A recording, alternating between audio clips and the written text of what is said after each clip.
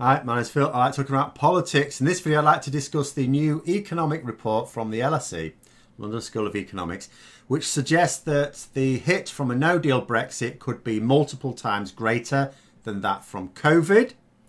And bear in mind that we have one of the worst COVID recessions in the developed world, but also that it is not going to be something that we get to put on our I told you so banner.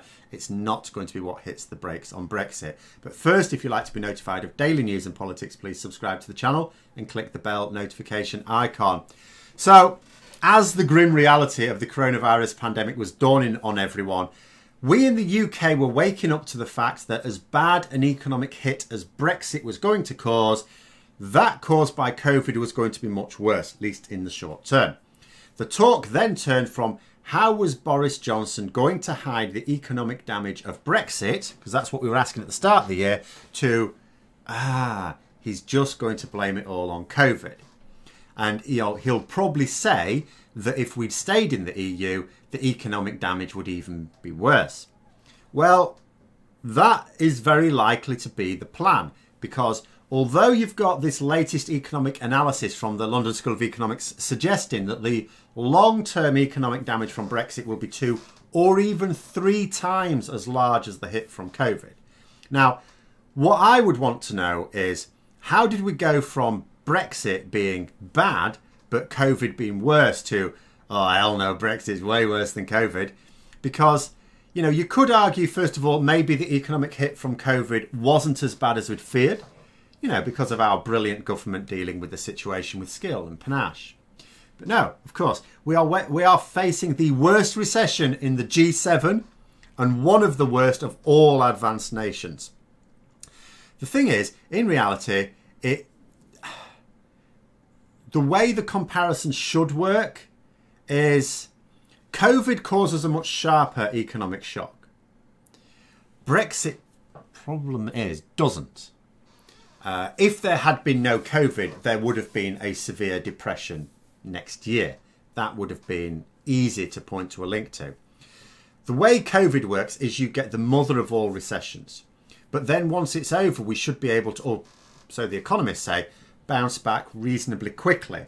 So the economic impact of COVID will be largely done and dusted, in terms of GDP at any rate, within a couple of years, 2 or 3 years. Whereas with Brexit, it's much longer term. Now, what I should point out is because this is the thing, this comparison of COVID and Brexit, it doesn't follow the same pattern. COVID, big dip, followed by jump back up again. The debt will take longer to deal with, especially with Tory economic policies, which don't exactly deal with debt well. They actually pile the debt on. But there is no help in that. The economic hit from Brexit will be more gradual and more long term. So according to this forecast, the comparison, you'd be looking at the economic impact of Brexit overtaking that of COVID after about 4 years. So we're talking 4 years before anyone can reasonably say that Brexit has done more economic damage than COVID.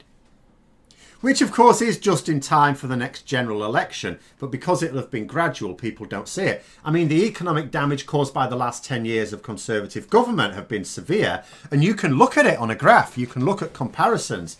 And if you want to really read over it, you can see it. But you didn't see it at the time. You didn't notice at the time. And most people are not going to notice this over time. And that damage from Brexit will continue to decline. And for a lot of years, decades, never mind a few years, decades. Getting a free trade agreement, we'll see a similar decline. The pattern will be the same between free trade deal with the EU and no deal at all, but it'll be shallower, meaning that it'll be even easier to hide because you'll be able to hide it for longer, which means it'll be much more gradual. The report says that our economic output will be depressed for 20 years as a result of Brexit. So we are going to have a reduced economic output for 2 whole decades as a result of this one thing. Now, notice this doesn't mean it will take 20 years to get back to where we were. We're not saying, oh, you know, Brexit will be really bad for 20 years, but then it'll all come good and we'll be where we were. And we'll have left the EU, so we'll have had all that as well and it'll all be fine. No, it'll just be suppressed for 20 years, after which we're still way below where we would have been. It's just that it will then level off. But there'll be no catching up. You know, so that's 20 years just for it to settle down. But settling down significantly lower than where we would have been without Brexit. Now, compared to similar nations, that means we will be less productive and continue to lose wealth. We've already lost £1 trillion worth of assets from the UK as a result of Brexit. More to come. I would worry that it could be a lot more to come, but actually, thinking about it, I'm not sure we've got a lot more to lose. And that, of course, means that, again, compared to other nations, our relative wealth will go down significantly. The nations we compare ourselves to now will not be the ones we compare ourselves to in 10 or 20 years' time, because they will no longer be comparable nations. France, Germany will no longer be comparable because we'll be nowhere near as wealthy as they are or as productive. Obviously, people won't see that quickly. That's something, you know, and that's why I think a focus on the economy, although incredibly important, the economic impact of Brexit is massively important, all but useless now as a Brexit debating point in terms of trying to, because all the people that still are in favour of Brexit now are the ones who will not accept that they were wrong until they see something with their own eyes. Now, that means the economy is a useless argument for them because the negative impact occurs too slowly for anyone to actually see. The economic impact of Brexit is going to be way worse than that due to COVID, but people see the impact of COVID. It was tangible. It was so hard that you couldn't miss it.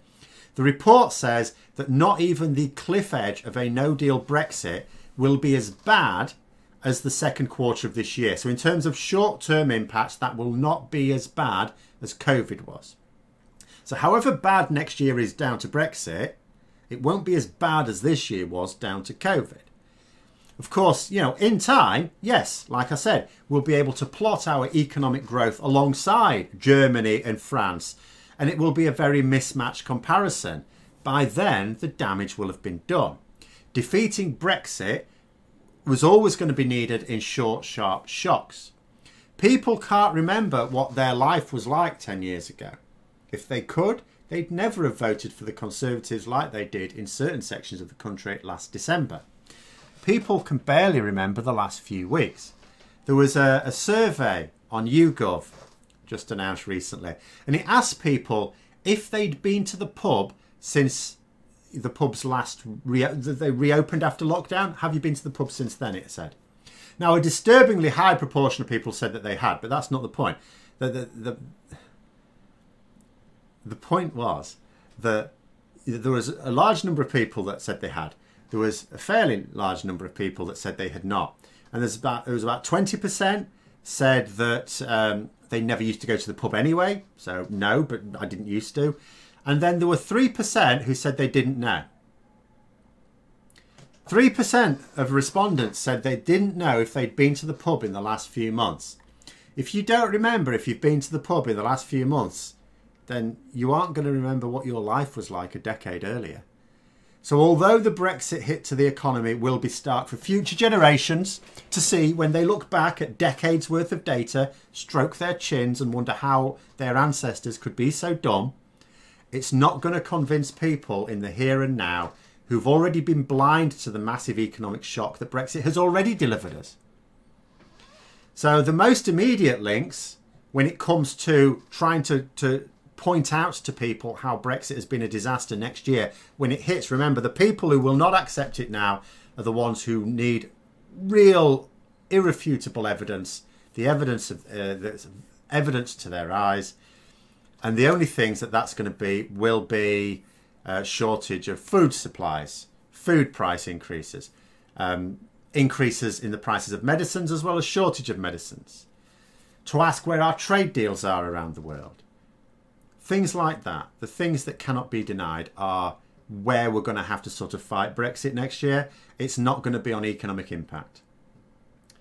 But anyway, there we go. Those are my thoughts. Hope you found the video interesting. If you did, don't forget to click the like button. If you'd like to support the channel further, please also click the Patreon link for details. And until next time, I'll see you later.